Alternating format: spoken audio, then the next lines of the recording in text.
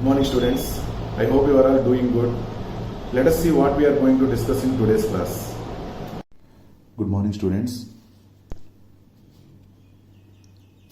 In previous class we have seen Hess law. Depending on that Hess law, how we can draw the Born-Haber cycle also I have shown.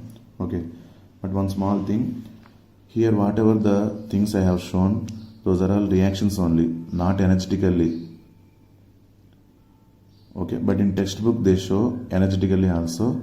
That one once again at the time of Born-Haber cycle I will explain. Meanwhile we have some topics those topics we will see, and again we will come to this Born-Haber cycle.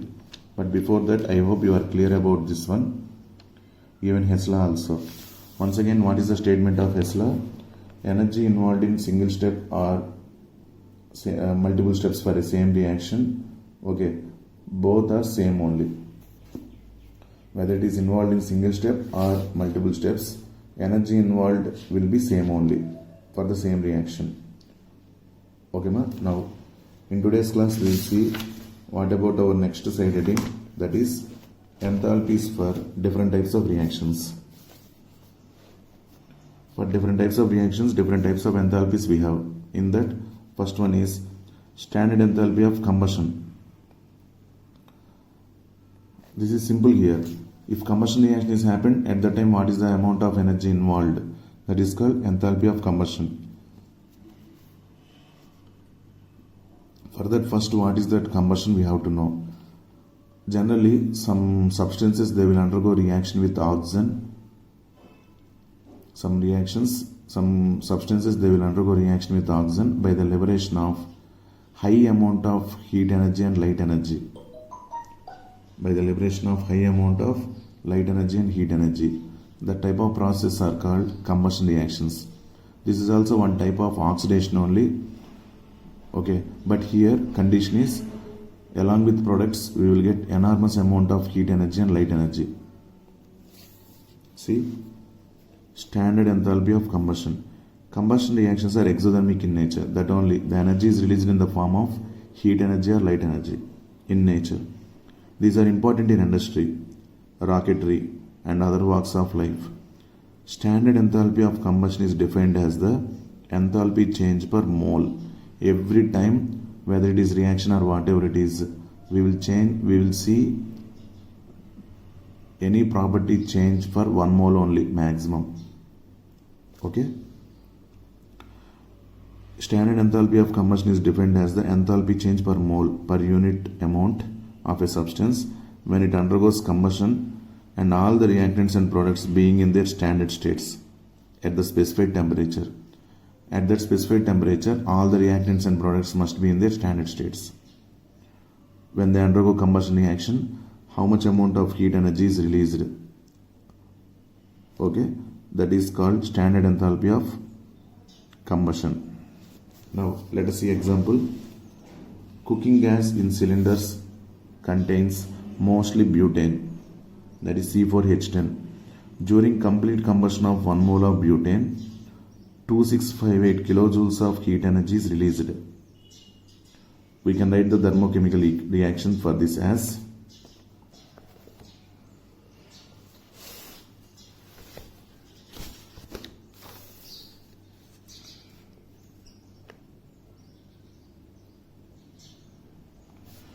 C4H10 plus O2. For this general equation is CnH2n plus 2 plus 3n plus 1 by 2 O2 gives rise to NCO2 plus n plus 1 H2O. Energy will be represented in the form of delta H. This is the general equation to balance easily. Here what is n value? N value is 4. Then substitute that one here. 3 into 4 plus 1, 13 by 2.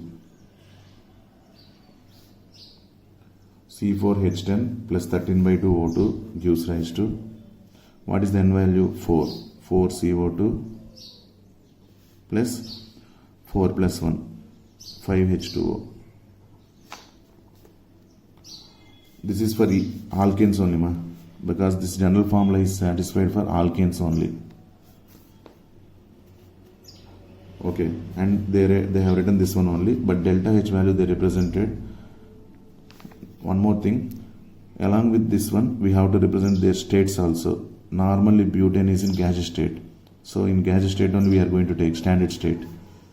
O2 is also in gas state, CO2 is obtained in gas state, H2O is obtained in liquid state.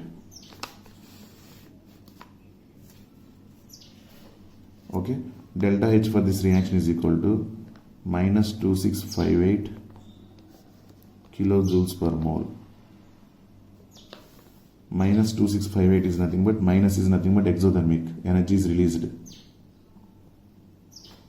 Minus is nothing but energy is released.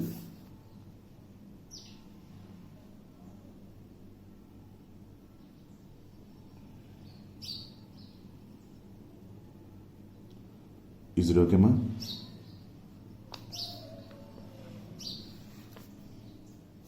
Delta H, delta C. Here C is representing combustion. This naught is representing standard state. These are all reactants and products are in standard states. Correct? H2O is in liquid state. CO2 is in gaseous state. These are all in standard states only. That's why this is standard enthalpy of combustion. What is that? Standard enthalpy of combustion. Okay, ma? Next. Similarly, combustion of glucose gives out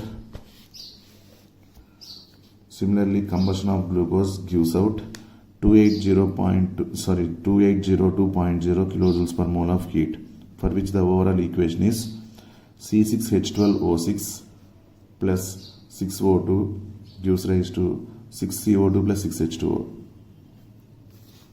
C6H12O6 plus 6O2.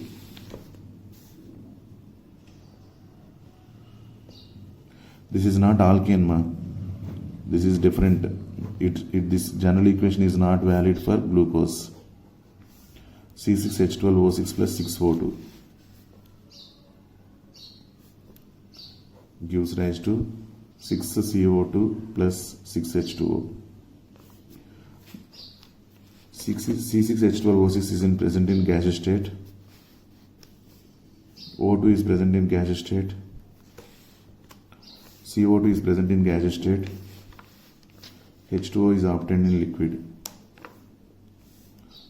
Okay, ma? Delta HC naught is equal to minus 2802 kilojoules per mole. Meaning here also glucose undergoes combustion reaction to liberate energy. So whenever there is a combustion reaction, definitely amount of energy will be released. That is called standard enthalpy of combustion. Okay. Our body also generates energy from food by the same overall process as combustion, although the final products are produced after a series of complex biochemical reactions involving enzymes. But we can write in a simple way, but in our body also so many reactions are going to be taken place. Same, our body also generates energy from food. Food contains carbohydrates, ma. The carbohydrates will burn and they will liberate energy. See, this is example for carbohydrate, glucose. It will burn in presence of oxygen to liberate energy. That energy we are using for doing any work. Our body also generates energy from food by the same overall process as combustion, although the final products are produced after a series of complex biochemical reactions involving enzymes. Bioenzymes we will say. In our body, they are taking place in the presence of enzymes. Okay, ma? This is called standard enthalpy of combustion. Under enthalpies for different types of reaction, this is first one. Next, second one.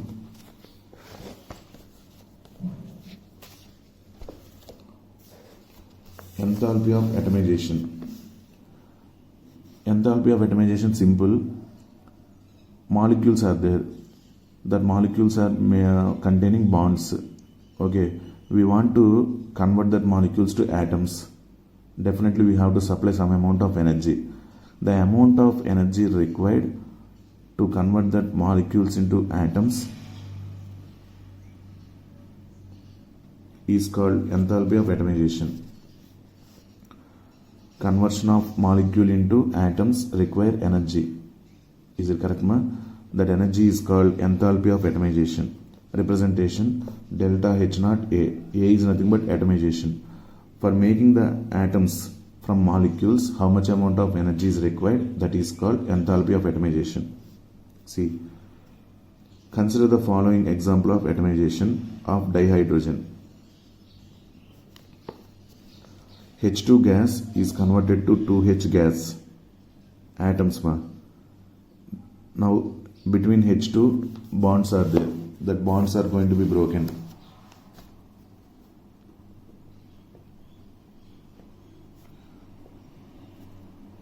To form 2H gas. 1 mole of H2 will give 2 moles of H atoms, because each molecule contains 2 hydrogen atoms. 1 mole of H2 will give 2 moles of H atoms in gaseous state. For that amount of energy is required. That energy is called enthalpy of atomization. Here the delta H A naught, because H2 is in gaseous state, atom hydrogen is also in gaseous state, all are in standard states, so I represented naught is equal to, here amount of energy is absorbed, that's why plasma 435 kilojoules per mole. 435 kilojoules per mole. Are you okay? H2 is converted to 2H gas. Delta H naught A is equal to 435 kilojoules per mole. You can see that H atoms are formed by breaking HH bonds in dihydrogen. Let us see the explanation. You can see that H atoms are formed by breaking HH bonds in dihydrogen. The enthalpy change in this process is known as enthalpy of atomization. Represented by this one, it is enthalpy change on breaking 1 mole of bonds completely to obtain atoms in the gas phase. It is the enthalpy change on breaking 1 mole of bonds completely to obtain atoms in the gas phase. In case of diatomic molecules like dihydrogen given above, the enthalpy of atomization is also the bond dissociation enthalpy. Bond dissociation enthalpy is nothing but enthalpy of atomization in case of diatomic molecules. Okay, ma? In case of diatomic molecules like dihydrogen given above, the enthalpy of atomization is also the bond dissociation enthalpy. Other examples of enthalpy of atomization can be CH4 is converted to C plus 4H. Delta H is equal to 1665 kilojoules per mole. Now observe here. CH4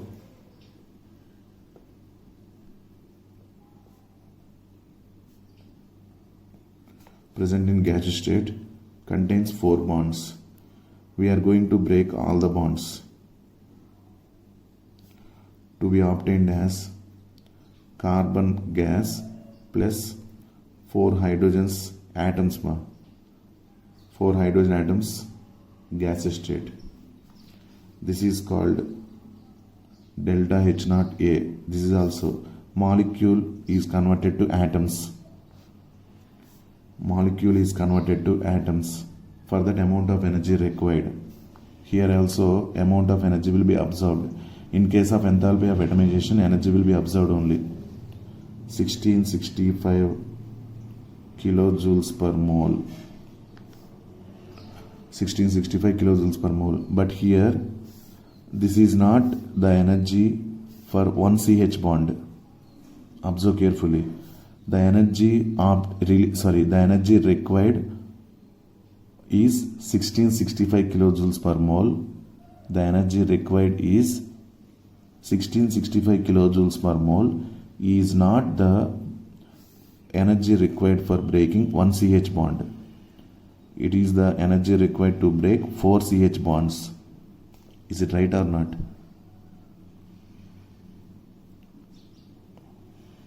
Okay, ma? Remember this carefully. This point we will discuss again in the form of average bond enthalpy. this is not equal to bond dissociation enthalpy of CH, because one CH if it is cleaved then it is okay, but 4 carbon hydrogen bonds are going to be broken. Slightly we will consider the average bond energy for CH here. This one we will discuss again. But enthalpy of atomization means total molecule is converted to atoms. In previous closed case only, this enthalpy of atomization is equal to bond dissociation enthalpy.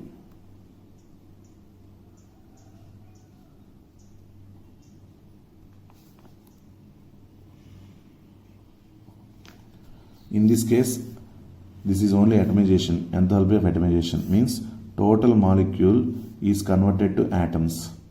For that amount of energy is required. That is called enthalpy of atomization. Okay, clear. Next, sodium solid is converted to sodium gas. Actually here it is not a molecule but present in solid state with metallic bonds. So we are making that solid sodium into gaseous sodium as separate atoms. Delta H naught A is equal to 108.4 kilojoules per mole. In solid state, that sodium atoms are present with very closely packed with metallic bonds. Now we are going to break that metallic bond to convert this solid sodium to gaseous sodium separately into atoms. For that amount of energy required is also called enthalpy of atomization. In this case, the enthalpy of atomization is same as the enthalpy of sublimation. Directly that solid is converted to gas. In previous class we have seen. Under multiple steps, sodium solid is converted to sodium gas. That is enthalpy of sublimation we have seen like that. Okay. Enthalpy of atomization is equal to enthalpy of sublimation here. In this case. Okay, ma? This is about enthalpy of atomization completed. Whatever it is, we want to convert that substance into atoms. For that amount of energy is required. That is called enthalpy of atomization.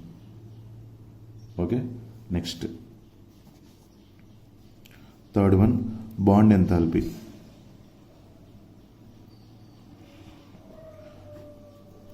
Bond enthalpy is represented by delta bond H naught. Delta naught H naught.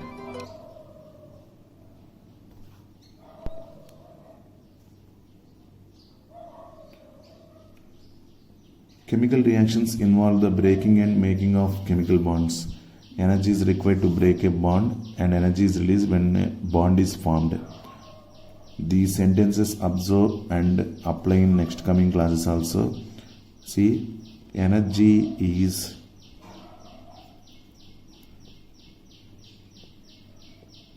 required to break a bond and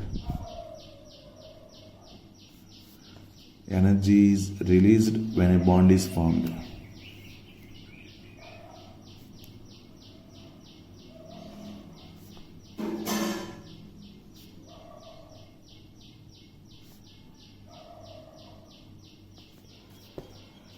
Energy is required to break a bond and energy is released when a bond is formed. Observe these sentences. Every time it is useful. In both categories, energy is involved. Here, energy is required means energy, while the breaking of bond, energy is absorbed. While the bond is formed or attraction, anything, energy is released. Okay. Suppose at the time of CH bond, how much amount of energy is required to break the bond? How much amount of energy is required to break the bond? While that CH is going to be forming the bond, that much amount of energy is released.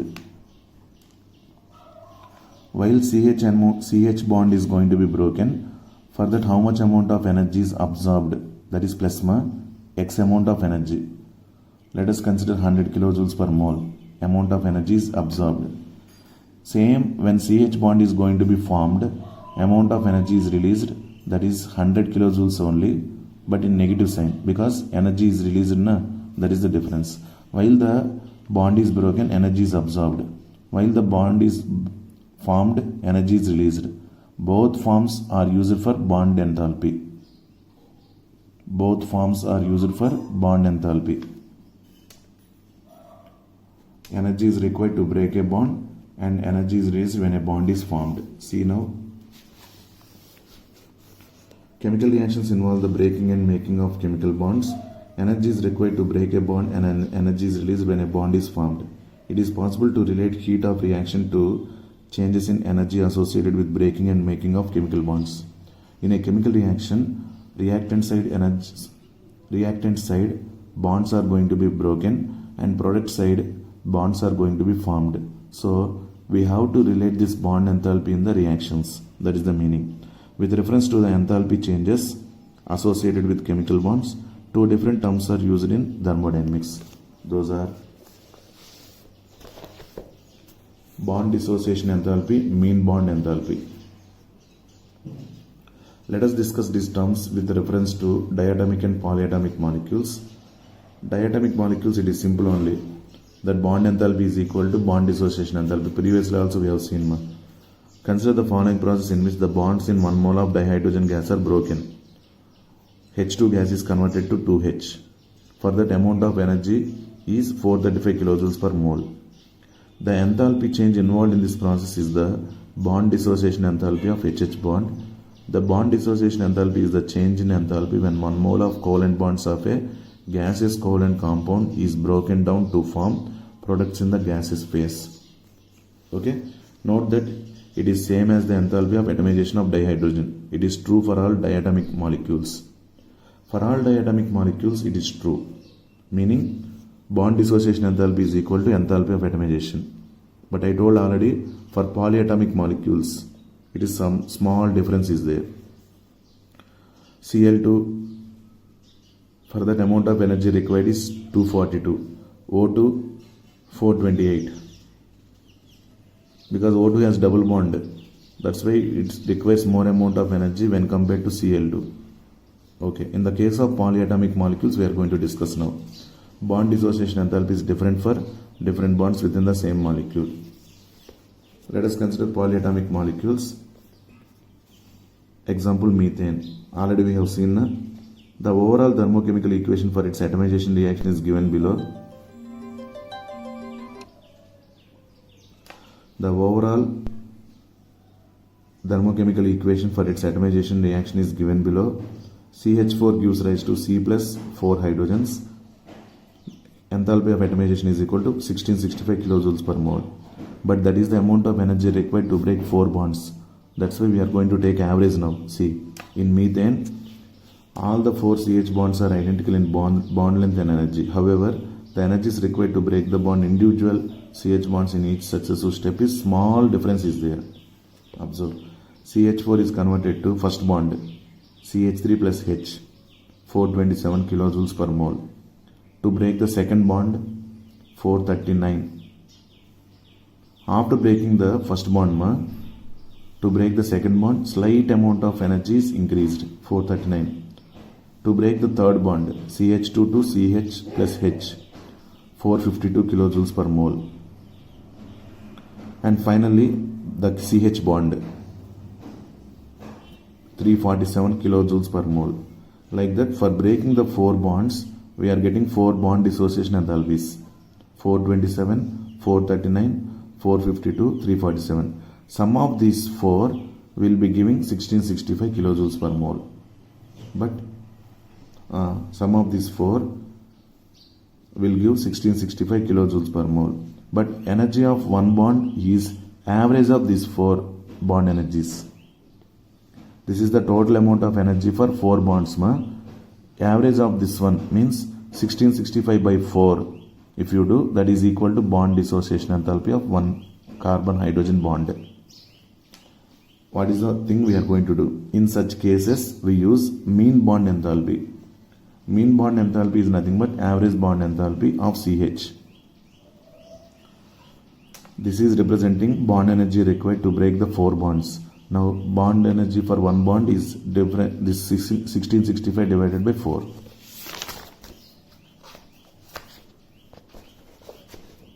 For example, in CH4, delta CH naught is calculated as C 1 by 4 into the atomization energy.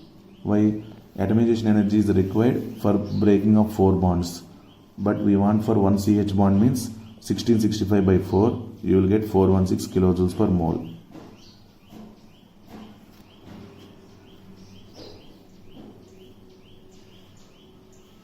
Okay, ma? Like that, for any individual bond enthalpy, if you want to find in a molecule, if you get for all the bonds, then we will make average and we will see what about mean bond dissociation enthalpy. That is about the terms. Those are bond dissociation enthalpy and mean bond enthalpy. Is it okay, ma? I hope you are clear.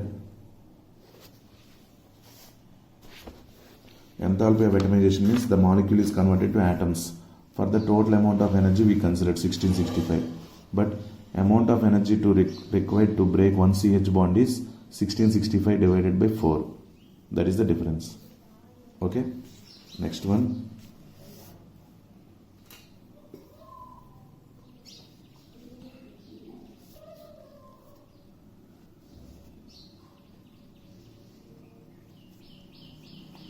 Enthalpy of solution. Next, how we are going to understand this enthalpy of solution we will see. After that, lattice enthalpy.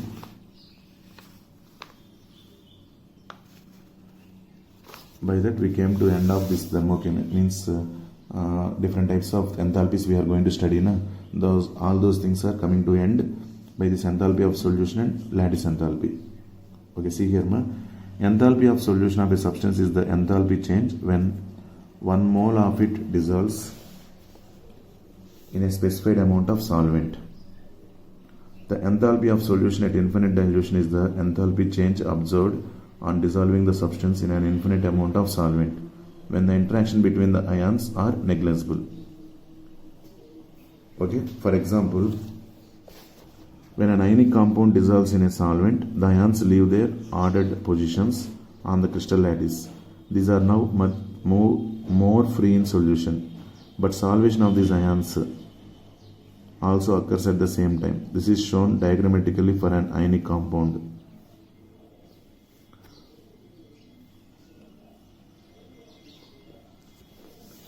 Let us see how we are going to explain this one. If you take NaCl, the heading itself, this is enthalpy of solution. The heading itself, it is enthalpy of solution. Means definitely this NaCl must be dissolved in water.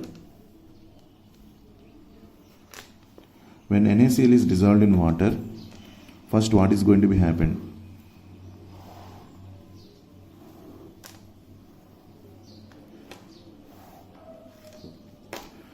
NaCl is going to be converted to Na plus and Cl minus. Electrostatic force present between NaCl, Na plus and Cl minus is going to be broken, and their positions of in crystal state, they are going to be varied and they are getting free. Okay, ma. The amount of energy required to break the force or attraction. The amount of energy required to break the attraction between constituent ions in 1 mole of ionic compound. I am writing here.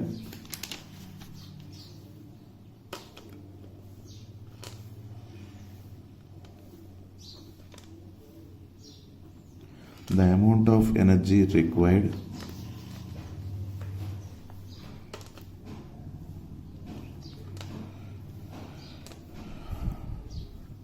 to convert 1 mole of ionic compound, the amount of energy required to convert 1 mole of ionic compound into its constituent ions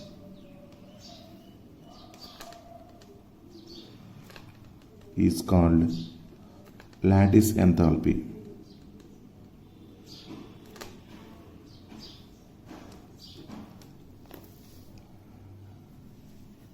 The amount of energy required to convert 1 mole of ionic compound into its constituent ions is called lattice enthalpy. Now, when NaCl is going to be added to water, first the attractions between Na plus and Cl minus will be broken down. That is called lattice energy. Okay, that lattice energy is absorbed.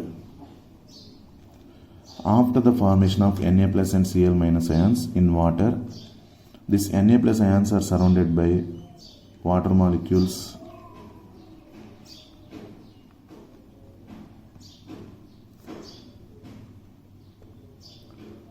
because water molecules contain oxygen partial negative charge. Okay, so by attraction between that partial negative charge of oxygen and sodium plus, they will be attracted towards Na plus, as well as by pointing H towards chlorine.